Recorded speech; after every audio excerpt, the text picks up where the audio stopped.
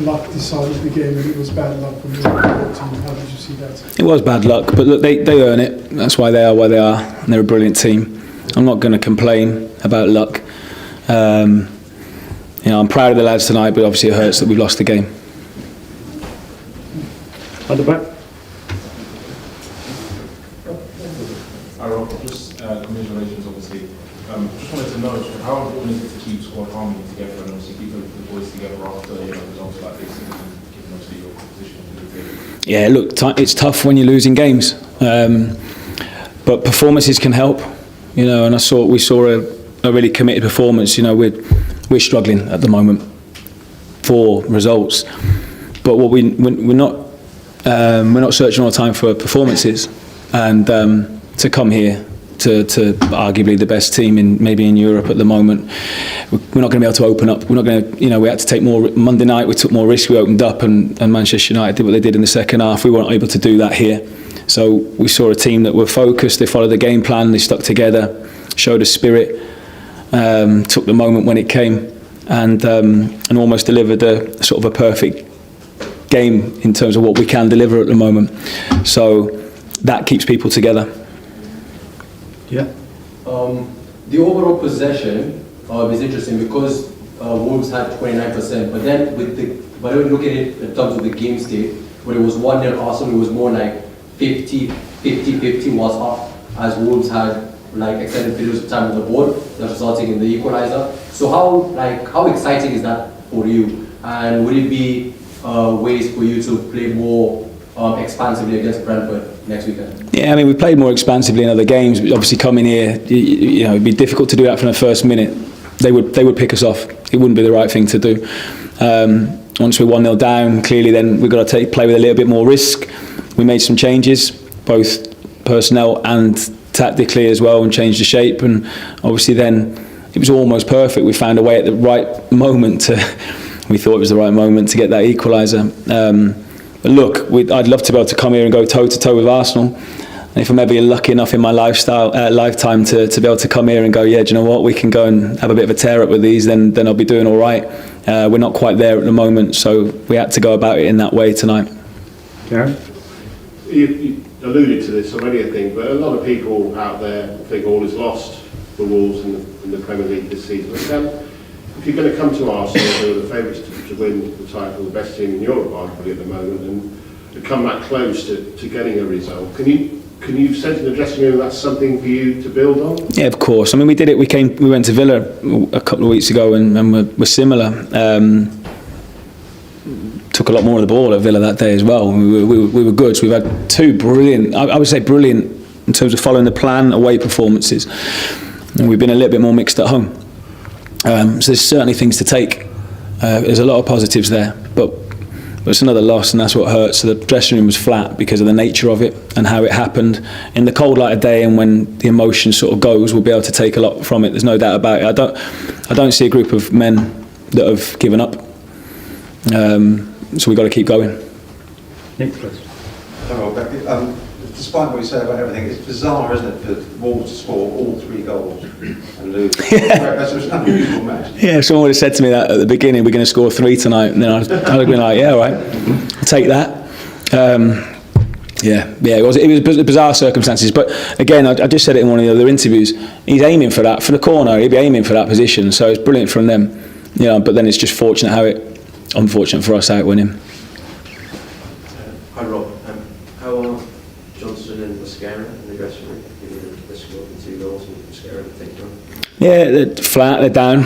Yerson especially, he's emotional. He's an emotional guy. You could see him on the floor for a long time. It's tough for him. But these are the basic things that we've got to value and do better. Be better at. We've got to stop crosses. We've got to defend the box. Arsenal, when they do chop inside, they've got players that can deliver quality, and they did that.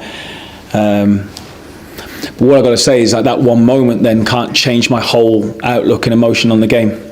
Because if that hadn't have happened, or if we'd have cleared that, then I could be sitting here talking to you about a brilliant performance. We've taken a point and we can build on it. We still should be able to do that, taking that last 90 seconds or so out of the game. Rob, is it sort of pleasing for you that the 2 substitutes in Mane and Tony were the ones that combined for that moment as well? Because you did put a lot of those attacking players on late in the game. Yeah, I mean, once I can't remember what minute the goal was for them, their first one. What was it? Anyone help me with that? But yeah, so I didn't want to make the change too soon and open up too early, so it was a case of we'll make another 2 changes, 75, 78ish maybe, and then it was right. Mane was planned for 85, and then we'll just chuck everything at it. And obviously, then we started to get some momentum and we're pushing, and that momentum was followed with a goal. So it was great that the two of them were involved. Yeah. For both of them, sort of individually for different reasons. Tony, first Premier League goal. Mane's 18-year-old lad to come on and have an impact away at Arsenal.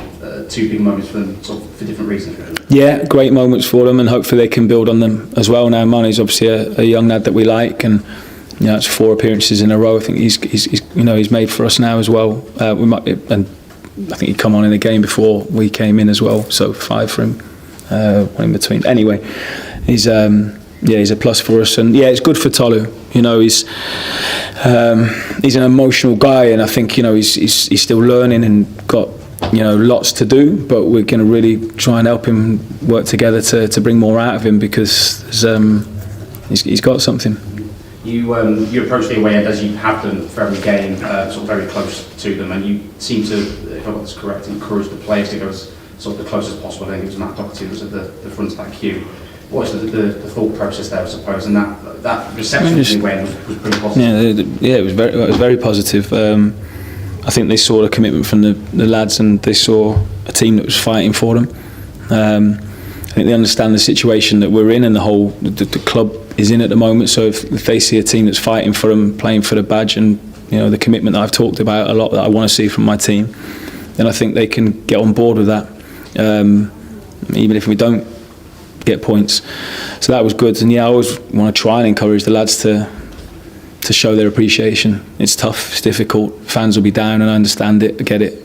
But yeah, I'll always do that and try and encourage the boys to do it as well. The fans are amazing. Just feel for them at the moment. Hi Rob, with Craig in midfield seems a bit more defensive stability. João Gomes as well seems to be the player used to trigger in the press.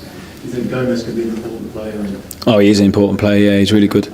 I thought he was excellent tonight. I thought his timing of when to go, some of his regains were brilliant. He was aggressive at the right times, and then he gave us a little bit of either a counter-attacking option or a bit of calm, and was able to give us a little bit of the ball and take this thing out of the game. So yeah, he was really good. And Krejci was by trade probably, I know he's more of a defender, but with what we've got at the moment as well, we wanted two missing, and he provides someone that can play in a couple of different positions, and that's really important. Do you think Strand Larsen's lacking a bit of confidence?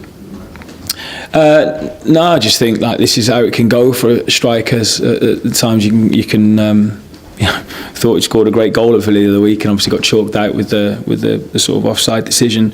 He's fighting and working really hard for the team, and good things will come. If you keep working really hard as he is, then good things will come. Thank you very much. Thanks, guys.